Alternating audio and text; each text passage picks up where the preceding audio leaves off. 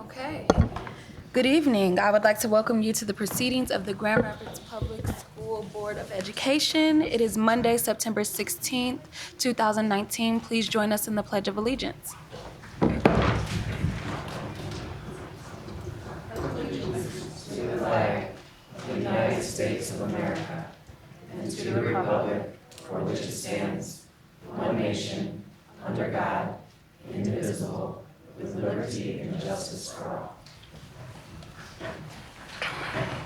Thank you. Reverend Matias, can you please take the roll? Good evening and welcome. Ms. Schottky, Here. Ms. Williams, Present. Dr. Baker, Here. Ms. Davis, Here. Dr. Flores is excused, Ms. Lewis, Here. Ortiz, I'm here, Mr. Ross, Here. President Grant. Present. We have a quorum. Wonderful. Do I have a motion to approve the agenda? So moved. Support. All in favor, say aye. Aye. All opposed, same sign. We have first up, celebrations. Madam President, members of the board, we have two celebrations this evening. I'd like to ask John Helmholt to come forward. Our first celebration is the Michigan STEM Education Advisory Council, and John will be introducing Ms. Wendy Winston. All right. Thank you, Superintendent, President Grant, members of the board. It is my honor and privilege to sit here with my friend and colleague, Wendy Winston, who has received quite an appointment from Governor Gretchen Whitmer. We're here to celebrate that appointment to the Michigan Science, Technology, Engineering, and Mathematics Education Advisory Council. This Michigan STEM Advisory Council consists of business, higher ed, K-12, philanthropic leaders. It was created by the Michigan Legislature in 2015, and just within the last couple weeks is when Governor Whitmer announced it. So we have one of our own at GRPS, one of our rock stars, who's helping to guide the state of Michigan and to help the legislature and the governor know what our kids need most, what the teachers need most in the classroom to support STEM teaching and learning. So, Wendy, congratulations. Thank you.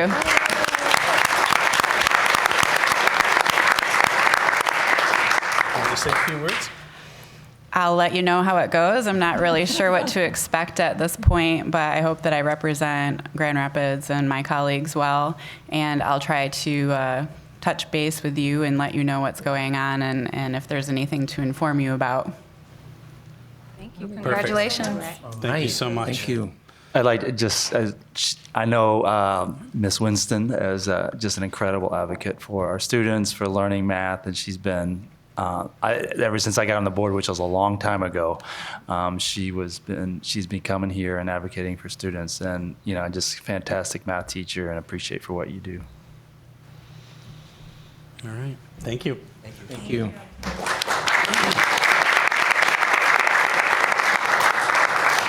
I have a second celebration here, and Miss Heather Kwame is going to make her way down.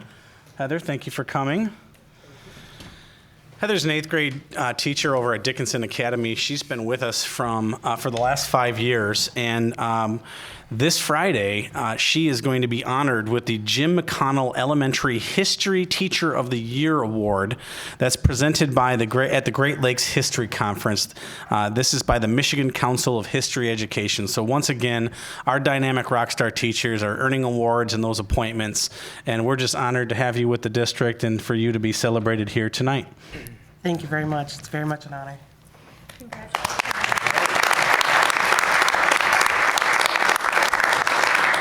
Any other comments? Anything else you'd like to share? I feel like it wasn't very long ago that I was in front of you all presenting a gift to some of the people who helped make it possible for me to attend the Mount Vernon Institute, which is part of what made this award for me this year. So again, I appreciate the efforts that you are doing here in the district to help teachers like me get experiences like that I can bring back to the classroom. So it's definitely showing up in my class, and they love having social studies lessons in my room. Thank you. Amen. That's good. Congratulations.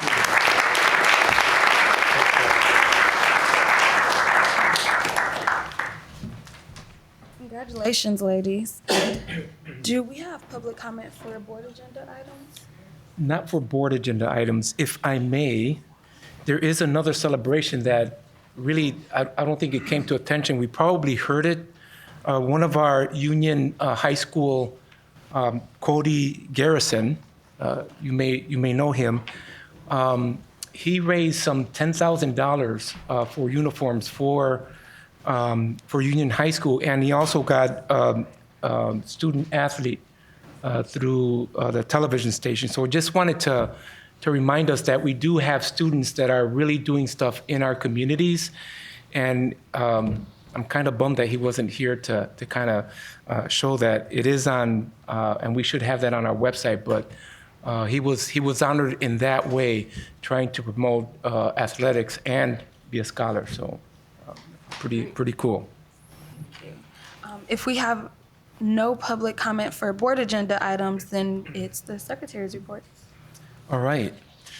We have 3 this evening. One is that the Legislative Committee meeting is scheduled for Monday, September 22nd at 1 p.m. in room 101 downstairs of the Administration Building.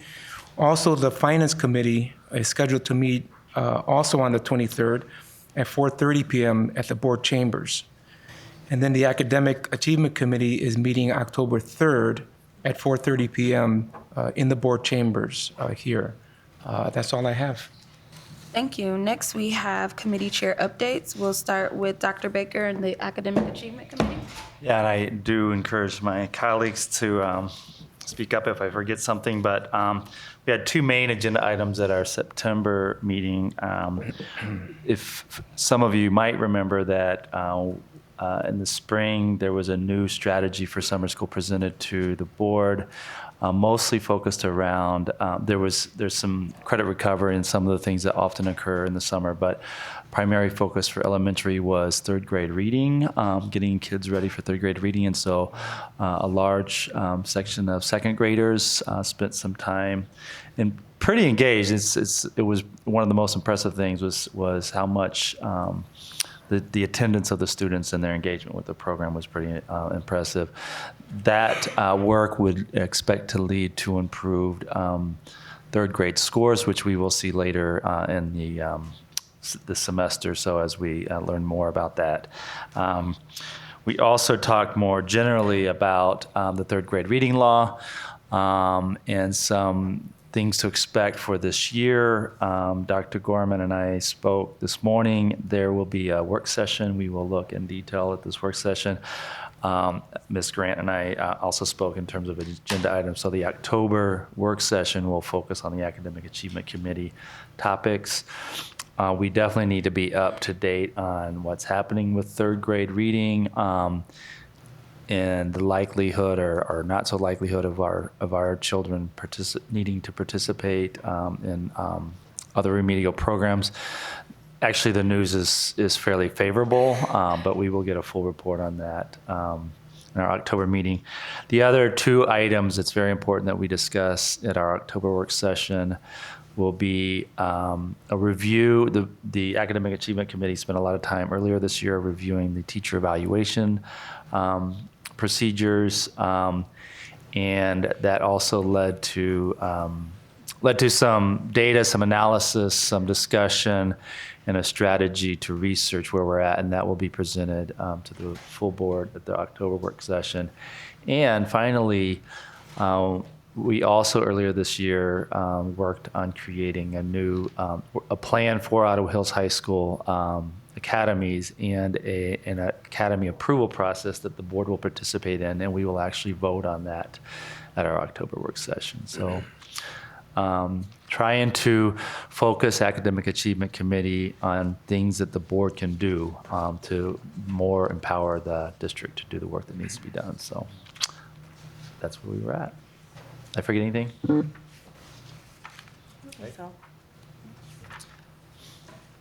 Okay, next we have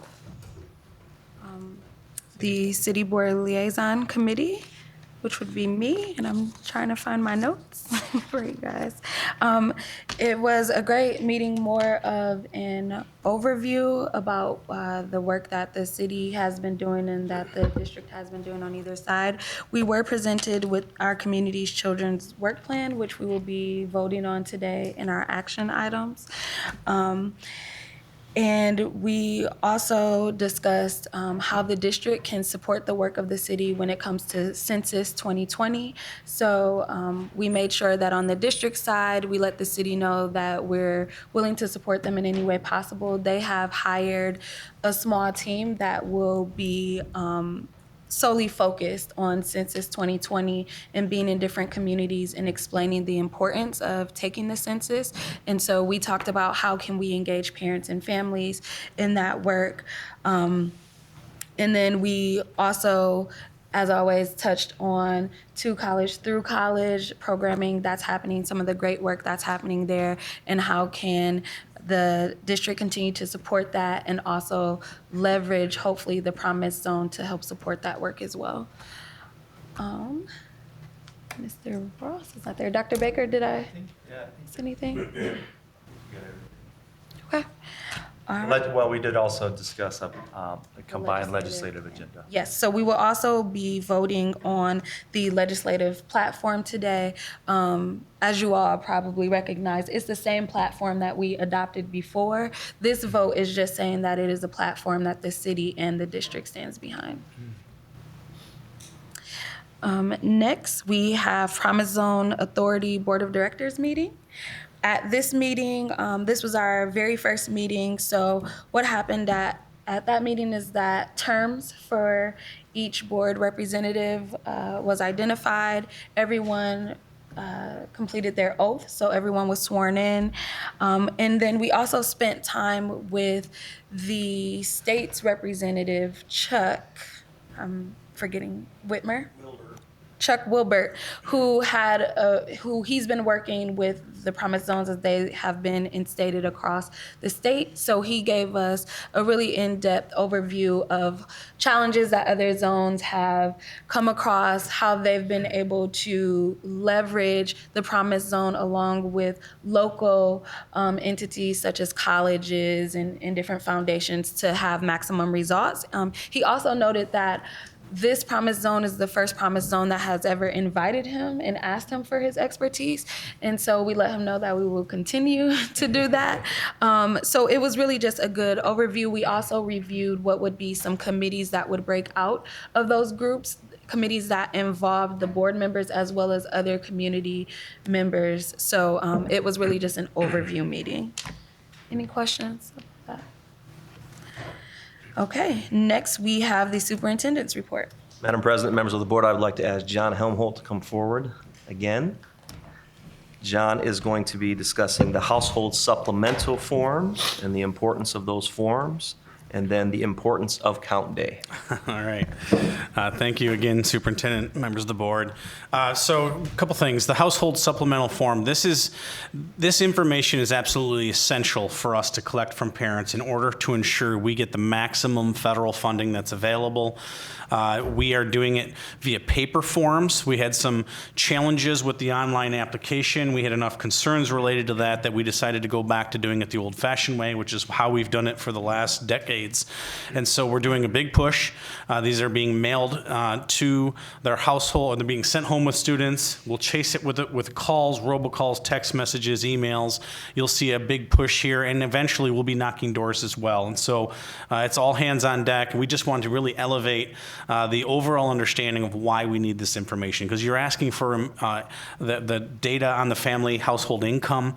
That is so we can determine how much federal Title I, Title II, Title III, the federal funds that we get to support our at-risk youth predominantly, but also to support that professional development and others. So those that are out there, just encourage people to fill it out. This is information we need in order to ensure we have that funding available for all our kids. Second part, it's count day. I know it seems like we just started school just a few weeks ago, but we have our annual count day coming up. It's the first Wednesday in October. This is based on the state funding formula. You know, every school counts every single day, and our emphasis will always be on attendance, and attendance counts each and every day. But the way that we're funded by the state of Michigan is that 90% of our funding that we receive for the school year is based on the total pupil count on count day. Now, there are caveats. We have a certain amount of time within a 10 to 30 day window to count students who are excused or unexcused. But we're planning to run another campaign countdown to campaign or campaign to count day. But we're going to see, so you'll see some advertising, you'll see some calls and text messages and all that fun stuff to further elevate the importance of being in school each and every day, on time, ready to learn, but also trying to raise awareness amongst all of our stakeholders of why Count Day is so important because of the way our schools are funded. Just a couple of additions. The household supplemental forms are due September 27, and then Count Day, of course, is October 2. Okay, thank you. Thanks, John. Thank you. Next, we have action items. First, we have the purchasing agenda. Did anyone have any questions or thoughts around that? Any discussion points? Okay, do I have a motion to approve the purchasing agenda? So moved. Support. Reverend Matias? Okay. Ms. Shotke, Yes. Ms. Williams, Yes. Dr. Baker, Yes. Ms. Davis, Yes. Dr. Flores is excused, Ms. Lewis, Yes. Reverend Matias, yes, Mr. Ross, Yes. President Grant, Yes. motion carries. Our community's children work plan. Any questions or discussion around that? Okay, do I have a motion to approve our community's children work plan? Motion to approve our community's children's work plan. Support. Reverend Matias? Okay. Ms. Shotke, Yes. Ms. Williams, Yes. Dr. Baker, Yes. Ms. Davis, Yes. Dr. Flores is excused, Ms. Lewis. Yes. Matias, yes. Mr. Ross, Yes. President Grant, Yes. motion carries. And as we stated before, this is the same legislative platform that we all passed earlier this year. Do I have a motion to approve the City Board Joint Legislative Platform? Motion for approval. Support. Ms. Shotke, Yes. Ms. Williams, Yes. Dr. Baker, Yes. Ms. Davis, Yes. Dr. Flores is excused, Ms. Lewis. Yes. Reverend Matias, yes. Mr. Ross, Yes. President Grant, Yes. motion carries. Do I have a motion to approve the consent agenda grouping? So moved. Support. Ms. Shotke, Yes. Ms. Williams, Yes. Dr. Baker, Yes. Ms. Davis, Yes. Dr. Flores is excused, Ms. Lewis. Yes. Reverend Matias, yes. Mr. Ross, Yes. President Grant, Yes. motion carries. Next, we have public comment for non-agenda items. We have 5. Okay. To give a brief overview for public comment, we will call up 3 individuals at a time, and then we will go in order. Each individual has 3 minutes for comments. We like to let you all know that we cannot respond, so sometimes people wonder why we aren't responding. We're not able to respond, but we do thank you for coming to share your thoughts, and we are listening. So the first 3 people would be Katie. Thank you. Can I suggest the next 2 to come up with me are my students? Sure. Okay.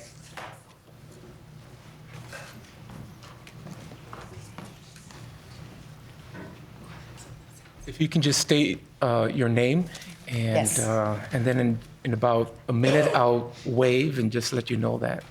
Okay. But I won't be but if long, you I want. promise.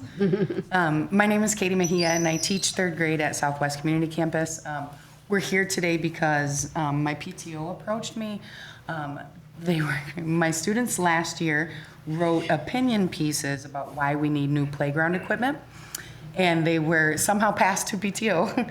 And so they approached me and asked if some of my girls could read, or kids could read their pieces. So I brought with me Natalia and Cadence today. And Cadence is gonna go first. Welcome.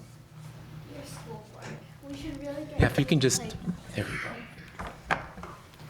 Dear School Board, we should really get new playground equipment, and I have reasons to support it. First, a lot of the equipment is dangerous. There is one big piece of equipment at the very top. There is a space with no railing. You might as well break your neck falling off of it. Also, the zip line is broken, and it has been for as long as I can remember. Also, everything looks old and dull. It is the same as any other school. Whenever I go out to recess, nothing calls my attention. Kids like to be daring and adventurous. Things out there are not at all like that. My last reason is that there is not enough things to play in or on. While some kids are having the time of their lives on the equipment, others are left stranded on the ground. The kids that are actually on something are being squished. We need more space to be able to have fun. Those are some suggestions on how to have a better playground. So if we want kids to get their energy out, it would be great to have some updates on our playground. Your student, Cadence Sharp. Thank you. Dear School Board, as you may know, we are in need of new equipment. It didn't mention, Mrs. Grant, you look great. Anyway, back to what I was saying. We definitely need it. One reason we need a new playground is because it's boring. Think about it. For example, the color is worn out in all the equipment. The main colors are yellow and red. On basically every piece of equipment, there's either one of those colors or both. Also, there is a broken zip line, and some kids go on top of it. And if they fall off, they will get very hurt and most likely break an arm or a leg. Also, for bonus points, the zip line is metal, so if they fall off, they might hit their head on the zip line and most likely crack it open. Those are my two reasons of why we need a new playground. And if you do replace it, here are some suggestions on what you should do. Number 1, replace or take down the broken zip line. Number 2, choose more vibrant colors or more welcoming colors. Number 3, more swings and monkey bars. And 4, give us a safe place to play. Thank you. Thank you, ladies. They both got A's.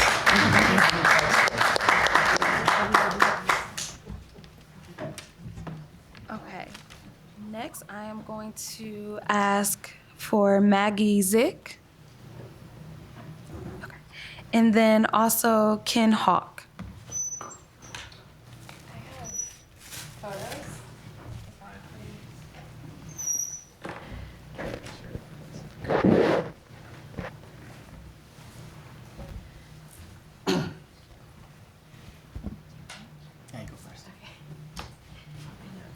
So my main goal as a very proud GRPS parent to 2 little girls at Southwest Community Campus is to bring the attention, as those girls were describing, to this inadequate playground equipment. Most importantly for safety reasons, but also just for their physical and mental well-being. The equipment to date is pretty old, broken, unsafe, unusable in some cases. I have photos of everything that's available to the kids. Some of it's pretty ridiculous. I don't even know what it's used for. But during a 15-minute recess, there are as many as 200 to 250 kids out there, and most of that time can be spent waiting to get on a swing for a few moments, go down the slide, whatever single-use item is out there. And a lot of it is single-use stuff, at least in the front of the recess area. You know, soccer is a pretty important sport there. A lot of kids love it, but if they happen to kick a ball over the fence because there's not really proper netting or in a specific area for them to play, then that ball's gone for good. Obviously, for safety reasons, the kids can't go outside and retrieve it.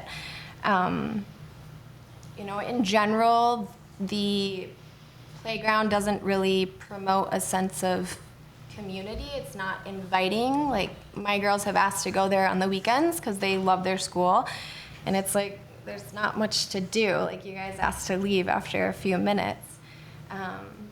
It's just not, it's not inviting because of the lack of options, and just a lot of the stuff's not usable.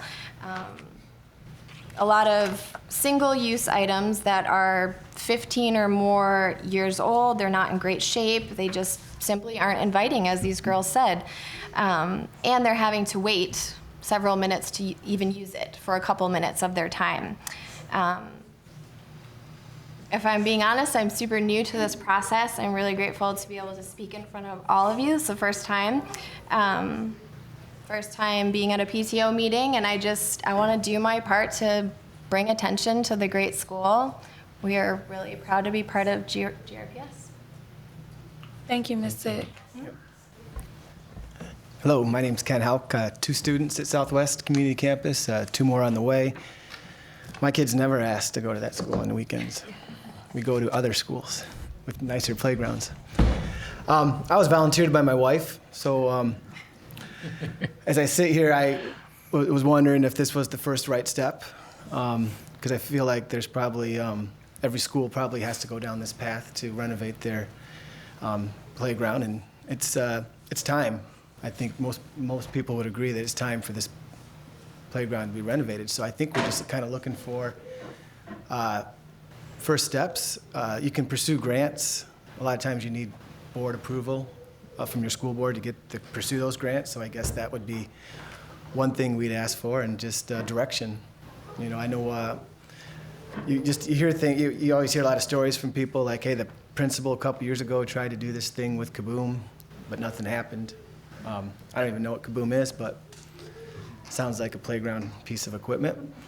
Yeah, so mostly I just think we're looking for direction, because I think the resolution is probably part fundraising, part grants, and then part whatever the district does in these cases to expedite these processes. Thank you. Thank you, Mr. Hawk.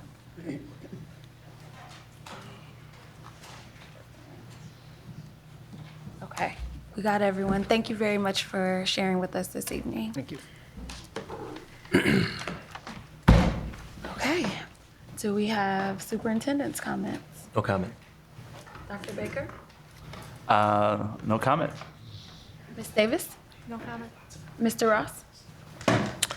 Just thank you to parents for the advocacy, to the young people who came to exercise their rights to be heard. Really appreciate seeing young people take that sort of effort. And congratulations, obviously, to Wendy and Heather and Cody for not here, but go Lions. Ms. Shockey? Yeah, to our 2 students who spoke, I didn't know what a school board was, nor how to write an opinion piece, nor how to sit in front of all of these adults and share how you feel. So that was brave and courageous, and use that voice. We hear you, and I just want to say thank you for being brave tonight. Member Macias? And I also want to thank their teacher for encouraging them to use their voice, and then use that real-life experience to really communicate to those that have to make decisions. So we heard you. Thank you. Ms. Williams? No comment. Ms. Lewis?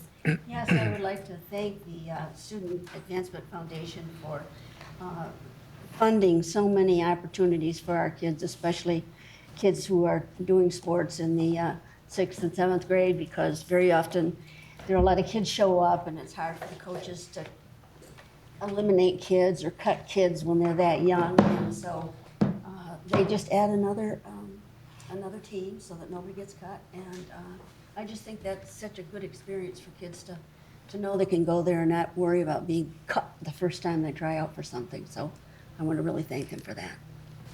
Yes.